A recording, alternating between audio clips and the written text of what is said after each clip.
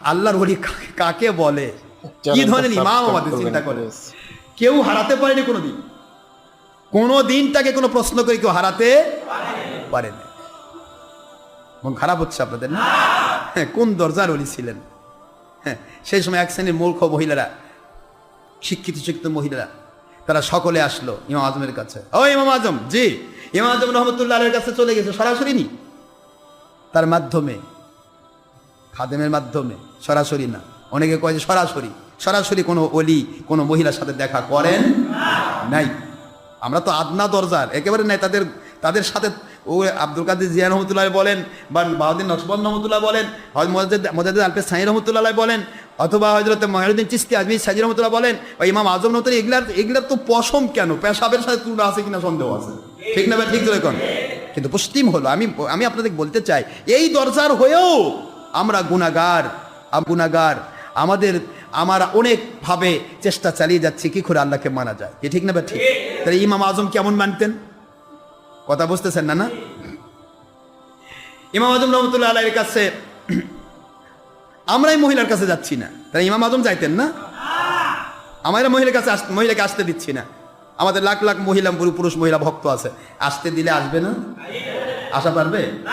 আপনার বউ নিয়ে আসেন তো একদিন। আপনার পাকা মুরিদ, একজন মুরিদ কন্ত, হুজুর অমুক দিন আমার বউয়ের সাথে মোবাইলে কথা বুঝলেন, দেখি তো একটা হুজুর বাড়ান। হুজুর আপনি তো অমুক দিন আমার সাথে কথা করেন, আমার স্ত্রী আপনার সাথে কথা বলছে, পারবেন? মোবাইলে কথা বলা তো নাজায়েজ নয়। প্রশ্নের উত্তর দেওয়া তো দরকার। মহিলাদের সমস্যা হতে পারে, তারপর একটা মহিলা কথা বলার সুযোগ আছে? এই সুযোগ আমাদের কাছেই নাই। আর ওনারা কি, যার পশমের সাথে তুলনা আমাদের, ওনারা কি? কথা বলতেননি আব্বারা?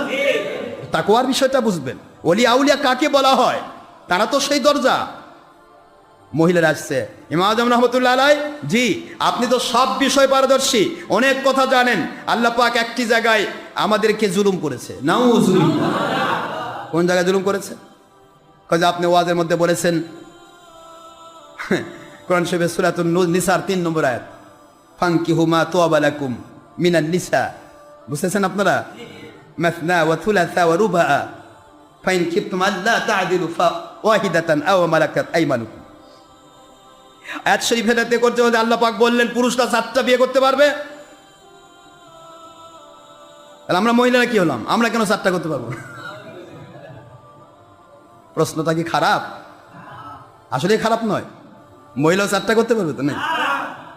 বাংলাদেশে তো মাঝে মধ্যে একটা করে সরকার আসে আর কয় আমরা এখন আল্লাহর কোরআনের প্রবর্তক হয়ে গেছি, পরিবর্তন করে। আল্লাহ কইছে লিযযাকারি মিসলু হাজ্জিল উনসাইন।